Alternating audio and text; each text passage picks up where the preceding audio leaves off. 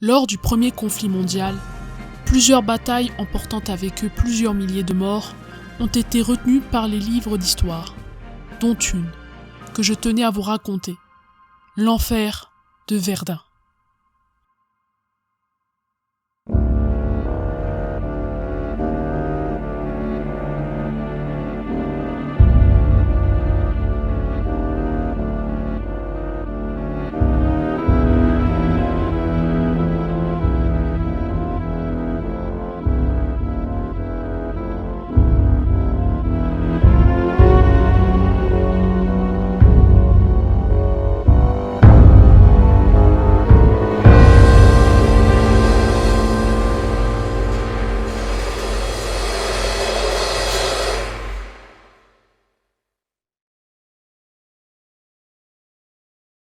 Les Allemands préparent une grande offensive, et ce, dans le plus grand des secrets. Depuis 1914, 6 divisions sont à pied d'œuvre. 9 autres seront acheminées au nord de Verdun. Dès leur arrivée, les soldats sont enfouis dans des Stollen, qui sont des obus souterrains creusés par le génie, qui dissimulent 1 millier de soldats. Une nouvelle arme est reçue dans les tranchées allemands, le lance-flamme. 13 obusiers Krupp de 420 mm, 13 obusiers autrichiens de 305 mm doivent anéantir les forts. 2 pièces de marine de 380 mm bombardent Verdun, afin de désorganiser les arrières français. Pour isoler les premières lignes des poilus et écraser leurs tranchées, tous les calibres sont représentés, des lance-mines et du 77 mm de campagne au mortier de 210 mm rapide. Une pièce tous les 150 mètres. La plus forte concentration d'artillerie jamais réalisée à ce jour s'aligne sur 11 km avec 2 500 000 obus. Les Français s'attendent à une offensive de grande envergure. Mais le général Joseph Joffre pense que la priorité des Allemands, c'est de viser des objectifs territoriaux, qui seraient Paris, comme en 1914, ou Calais, tête de pont continentale de l'armée anglaise. Beaucoup d'avions seront mobilisés au-dessus des tranchées de Verdun, et les pilotes allemands essaieront de perturber les reconnaissances aériennes françaises. Quelques pilotes réussirent à prendre d'inquiétantes photos des travaux allemands, des emplacements de batteries et des voies de communication. Le général Heer, chef de la région fortifiée de Verdun, commence à s'alarmer sérieusement. Mais comme tous les généraux du front, ont la même psychose de l'offensive. Le GQG français n'accorde guère de crédit à ces propos. D'ailleurs, les Allemands ont eu la sagesse de ne pas creuser de parallèle de départ trop près des avant-postes français. La première ligne de défense française au nord de Verdun est tenue par le lieutenant-colonel Drian, qui a plus de 60 ans. Malgré son âge, il réussit à se faire rappeler, et il est bien déterminé à ne céder aucune parcelle de terrain aux Allemands. Avec ses 2 bataillons de chasseurs, le 56e et le 59e, il occupe le bois des Corps, barrage de 800 mètres sur 3 km face aux lignes ennemies. De cette position, Drian entend le sourd grondement des trains de nuit allemands. Dès 1915, il a interpellé le Sénat sur l'impréparation de Verdun. Quant à Heer, lassé de l'incompréhension de ses supérieurs, se plaint directement à Gallieni, ministre de la guerre. Le GQG lui retire 2 batteries à chaque fois que celui-ci demande des renforts. Le général Joffre prend très mal les démarches de Drian et de Heer, à qui il reproche de court-circuiter la voie hiérarchique. Celui-ci menace de démissionner, et le gouvernement se sent obligé de le soutenir, car la France, en passe d'obtenir le commandement interallié, ne peut se permettre d'afficher les divisions de ses chefs militaires. Peu à peu, les alarmistes commencent à avoir gain de cause. Des déserteurs alsaciens et lorrains de l'armée du Kronprinz révèlent l'ampleur des préparatifs allemands, confirmés par la suite par les services de renseignement diplomatiques. Le général Chrétien, chef du 30e corps, constate que le terrain est catastrophique. Quelques points d'appui sans liaison entre eux, des barbelés rouillés, des tranchées effondrées, des routes transformées en fondrières. Le 23 janvier 1916, pressé par Heer, le général de Castelnau vient inspecter la zone et ordonne de renforcer les ouvrages de la rive droite. À la mi-février, ils comprennent que l'offensive est imminente. Le 19 février 1916, Joffre vient en personne à Verdun. L'attaque allemande était prévue le 12 février, mais fut annulée à cause du mauvais temps. La pluie, la neige, le brouillard ont sauvé Verdun. Le 28 février 1916, à l'aube, les conditions météorologiques pour l'offensive sont enfin réunies. Temps clair, vent glacial et boue gelée sont le meilleur allié pour attaquer. Tout est calme à Verdun. Soudain, peu après 7 heures, un obus de marine explose dans la cour du palais épiscopal. Aussitôt, l'ensemble du front s'embrase. L'opération Gericht vient de commencer. Les positions françaises au nord de la ville sont écrasées au rythme d'un obus lourd toutes les 3 secondes. 60 000 soldats allemands passent à l'assaut à 16 heures, abordant le bois de Cors sur un front de 6 km. Les canons français de 75 mm, pris sous un déluge de feu, ne peuvent appuyer la défense. L'infanterie allemande applique une tactique originale. Elle se contente d'une progression limitée, en aménageant immédiatement le terrain conquis pour l'artillerie de campagne, qui peut de ce fait frapper toujours plus profondément dans le dispositif français, et ainsi couper toute liaison entre les premières lignes et l'arrière. Les ponts de la Meuse sont bombardés. La garnison de Verdun, impuissante, voit disparaître dans la fumée les Hauts-de-Meuse et les éboulis. Après une brillante résistance, Drian n'a plus qu'une centaine d'hommes sur 1300. Le 22 février, celui-ci est tué dans le bois des Cors. La plus noire confusion règne alors dans le camp français. L'état-major ignore ce qui se passe exactement. Les Allemands, tenant les tranchées françaises, ont retourné leurs canons et les utilisent contre les poilus. Les derniers civils sont évacués de Verdun dans des conditions catastrophiques. Quelques renforts sont amenés à la hâte et croisent sur leur chemin les survivants des premières lignes qui refluent en panique, abandonnant leur artillerie. Guillaume II assistera en personne à l'attaque. Celui-ci jubile. On lui présente un officier français, le lieutenant-colonel Bernard, capturé dans le village de Samonieux.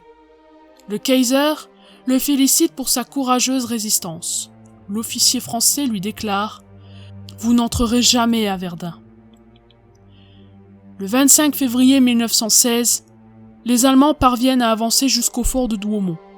C'est un obstacle imposant, mais sa garnison est réduite à une 60aine de soldats éprouvés par les bombardements, tapis au fond des casemates, dans une confusion générale. L'ordre de renforcer le fort n'est jamais arrivé. Le 24e régiment brandebourgeois capture le fort de Douaumont, sans coup de feu, et y rentre l'arme à la bretelle, un immense succès pour la propagande allemande. La chute de Douaumont jette la consternation à Verdun. Les soldats pillent les vivres dans la certitude de la retraite et le génie mine les ponts encore intacts. Le général de l'Angle de Cary, chef du groupe d'armée centre, auquel a été rattaché Verdun, décide d'abandonner la plaine de Wavre et de se replier sur les Hauts-de-Meuse. Joffre accepte cette mesure qui sera mise en exécution fin février début mars. Celui-ci refuse catégoriquement l'évacuation de la rive droite de la Meuse, qui doit couvrir l'arrivée des renforts. Comme s'y attendait le général Falkenhayn, les Français vont défendre Verdun coûte que coûte. Le 24 février, l'état-major allemand n'avait pas prévu la nomination d'un chef hors pair par Joffre, qui n'est autre que le général Philippe Pétain. Philippe Pétain est un soldat de valeur.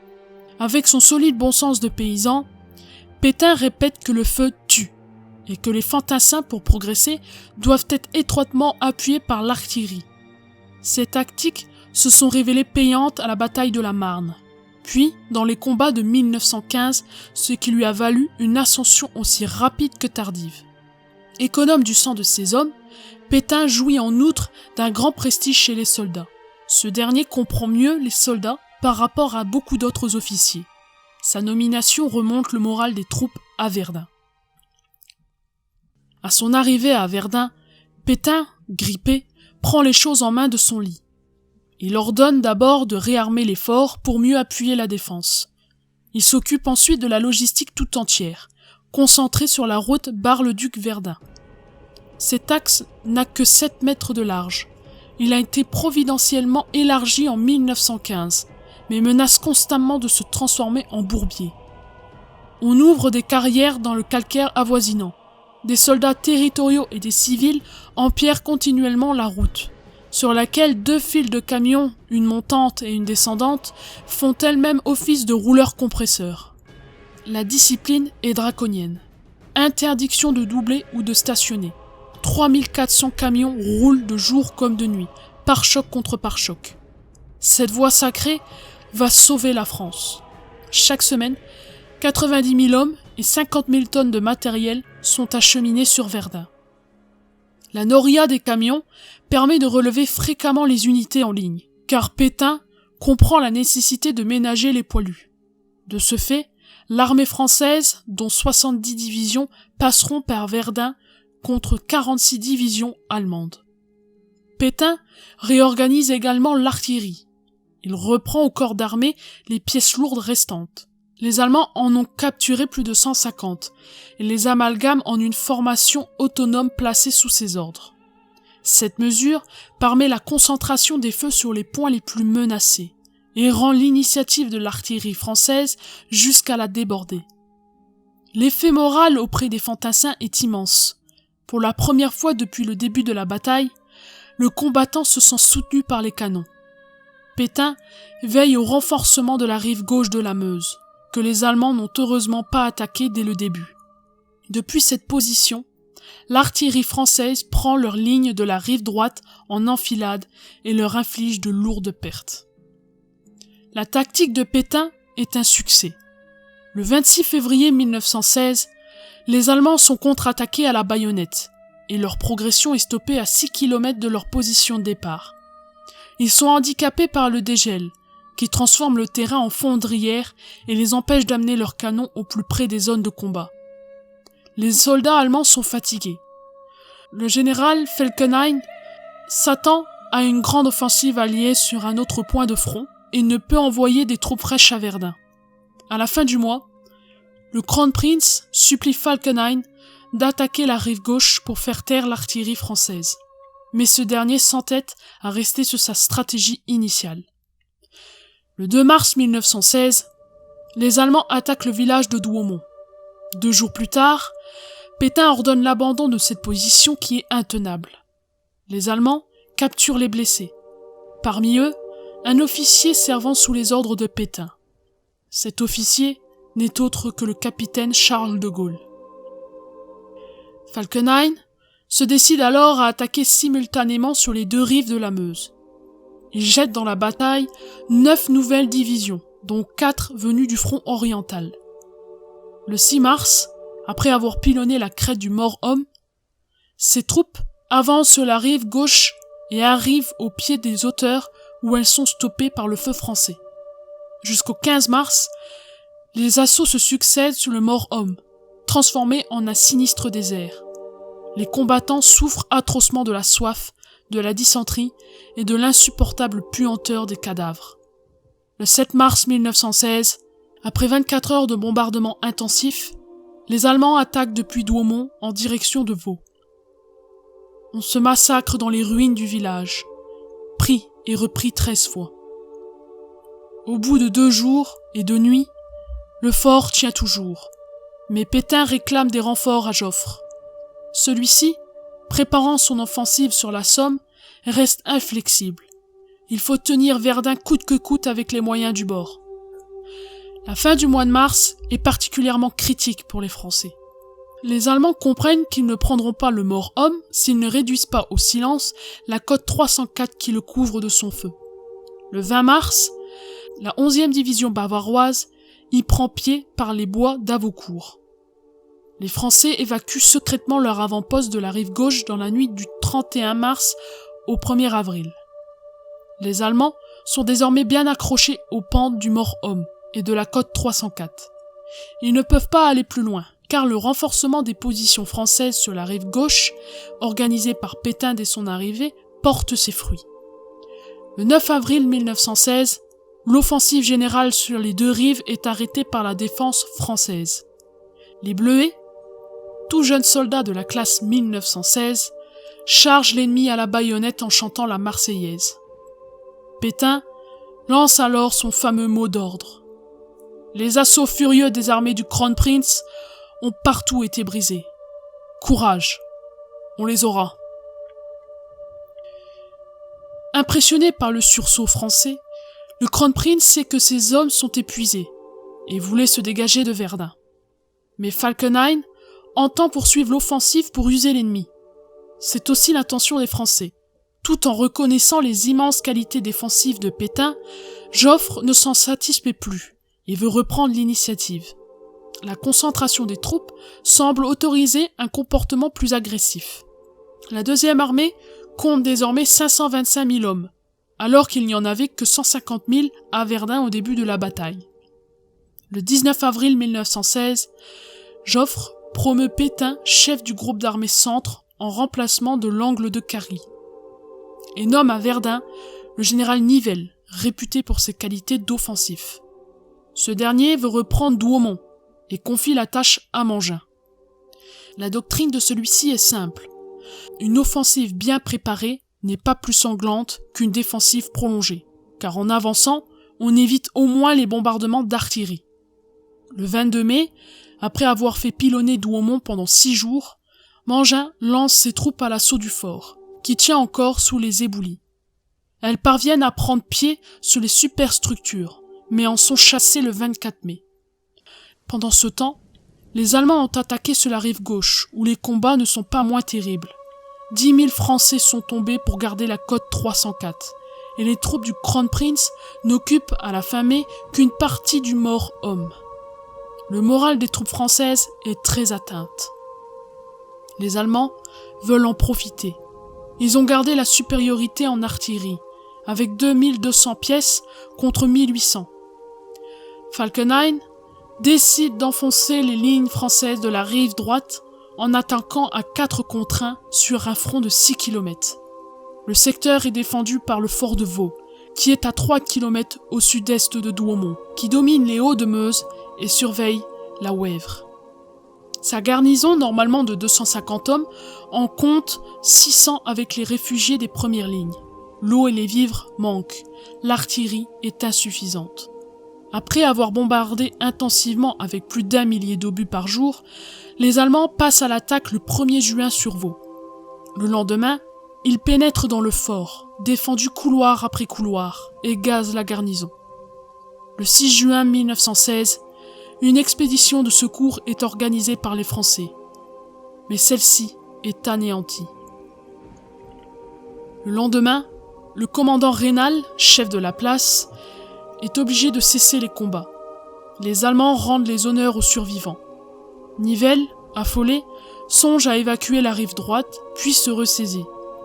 Une vigoureuse résistance française marquée par la légendaire tranchée des baïonnettes et par des contre-attaques constantes limite la progression de l'ennemi. Falkenhayn croit encore pouvoir prendre Verdun, dont ses troupes sont maintenant toutes proches. Pour liquider les dernières défenses françaises, les Allemands bombardent les secteurs à partir du 18 juin, employant notamment un nouveau produit toxique, le phosgène, qui est censé pouvoir s'infiltrer dans les masques à gaz français. Ceci s'avère efficace. Les gaz gênent les 70 000 soldats allemands qui doivent attendre leur dissipation avant d'attaquer. Le 23 juin, la défense française réussit à contenir l'assaut.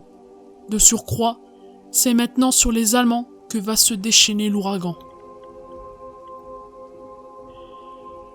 Le 1er juillet 1916, après 5 jours de bombardements massifs, la grande offensive alliée démarre enfin sur la Somme. Pétain n'avait cessé de demander l'avancement des troupes sur la Somme, afin de soulager la ligne de front de Verdun. Joffre, désireux de ne rien laisser au hasard, désire attendre que l'armée britannique ait achevé ses préparatifs et reste inflexible. 18 divisions alliées attaquent 6 divisions allemandes sur un front de 40 km.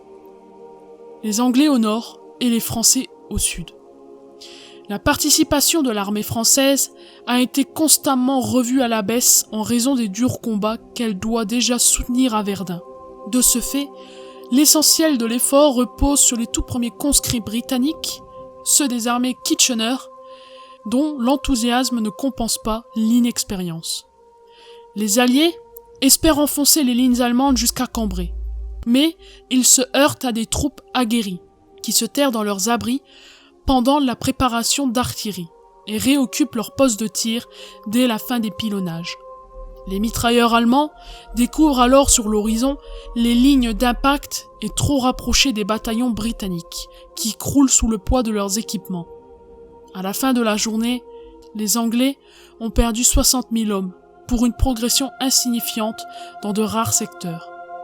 Au sud, les Français avancent nettement plus vite, mais dans l'ensemble, cette journée est un sanglant échec.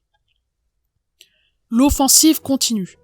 Pourtant, au cours des mois suivants, voyant notamment le premier emploi des chars d'assaut par les Britanniques le 15 septembre, mais cette arme nouvelle existe à trop peu d'exemplaires pour réussir à percer. À la mi-novembre, les Alliés sont arrêtés par les pluies hivernales. 420 000 Anglais et 195 000 Français sont tombés pour un gain limité à 12 km. Échec tactique pour l'entente. Au plan stratégique, la Somme représente cependant une gêne considérable pour les Allemands. Falkenhayn, qui croyait avoir saigné l'armée française à Verdun, s'inquiète de la revoir partir à l'assaut en un autre point du front. Au surplus, il doit distraire des troupes et de l'artillerie lourde de Verdun, sans d'ailleurs parvenir à compenser la supériorité des canons français sur la Somme. L'offensive alliée jouit en outre d'une nette maîtrise de l'air. Pendant ce temps, l'armée russe du général Broussilov progresse à pas de géant sur le front oriental. Les Italiens font reculer les Autrichiens et la Roumanie rejoint l'entente. Sollicitée partout, l'armée allemande sent les taux se resserrer entre Verdun et la Somme. Elle a perdu 1 million d'hommes et avec eux tout espoir de gagner sa guerre d'usure contre l'armée française. Début juillet, Falkenhayn lance l'offensive de la dernière chance à Verdun. Prévue pour le 8 juillet, l'attaque sera repoussée en 11 juillet à cause du mauvais temps et vient buter sur le fort de Souville, qui couronne l'ultime crête avant Verdun. Les Allemands ne sont plus qu'à 3 km de la ville et peuvent voir en contrebas les flèches de l'antique cathédrale. Mais ils ne réussissent pas à percer. Vers la fin de l'été, l'initiative est définitivement passée dans le camp français. Joffre veut à présent reprendre tout le terrain perdu depuis le début de la bataille. Le 21 octobre commence la préparation de l'artillerie. Mangin est chargé de reconquérir Douaumont, que ses officiers ont longuement étudié sur des maquettes avec les survivants de l'attaque du 22 mai. Le 23 octobre, les Allemands sont écrasés et gazés sous les obus de 420 mm et doivent évacuer le fort. Mangin effectue le même jour une attaque simulacre pour forcer les batteries ennemies à se démasquer. Elles sont repérées par une trentaine d'avions et la moitié de leurs pièces sont écrasées par l'artillerie française. Le 24 octobre, les Français attaquent avec 3 divisions sur un front de 7 km. Douaumont est repris dans l'après-midi. 22 bataillons allemands ont été pulvérisés, laissant derrière eux 6 000 prisonniers. Le 2 novembre, les Allemands évacuent Vaux, qui est repris le 3 novembre par les Français. À la mi-décembre, Mangin poursuit son offensive pour dégager le terrain en avant des forts. L'armée allemande est pratiquement reconduite sur ses positions de départ, celles du mois de février 1916. Elle a livré 10 mois de durs combats pour rien. Dès le 12 décembre 1916, les Allemands avaient fait des ouvertures de paix pour l'entremise des Américains. Le coup de feu que nous avions reçu était particulièrement dur, écrira Ludendorff dans ses mémoires. Sur le front de l'Ouest, nous étions complètement épuisés. Mais les Français ne sont plus d'humeur à palabrer, comme le déclare Mangin à ses soldats. Nos pères de la Révolution refusaient de traiter avec l'ennemi tant que le triomphe du droit et de la liberté n'était pas définitivement assuré contre les tyrans. À leur hypocrite ouverture, la France a répondu par la gueule de nos canons et la pointe de nos baïonnettes. Ainsi s'achève l'une des plus grandes boucheries de tous les temps. Les soldats ont combattu dans des conditions épouvantables. Nombre d'entre eux se sont noyés dans la boue avant même de subir l'épreuve du feu. Les pertes se montent à 377 000 Français et 327 000 Allemands. 22 millions d'obus allemands et 15 millions d'obus français sont tombés sur quelques dizaines de kilomètres carrés, où plus rien ne subsiste que des éboulis âprement défendus par de petits groupes de survivants isolés. Le combat décisif du 11 juillet fut mené par 60 soldats français contre 30 Allemands. Après ce massacre, les combattants ne se feront plus d'illusions cocardières. La certitude de défendre la patrie continue certes à les animer. Les refus d'obéissance ont été rares en 10 mois de carnage. Mais un amer désespoir a succédé à l'enthousiasme de 1914 du côté allemand. La bataille de Verdun restera jamais gravée dans l'histoire. Le sang français et anglais ont coulé pour le prix de la liberté. Nous remercierons jamais assez ces soldats qui se sont dévoués pour leur pays face à une armée envahisseur. Les cicatrices de cette bataille est encore visible aujourd'hui. Cette terre est le témoin de ce qu'a pu être la bataille de Verdun.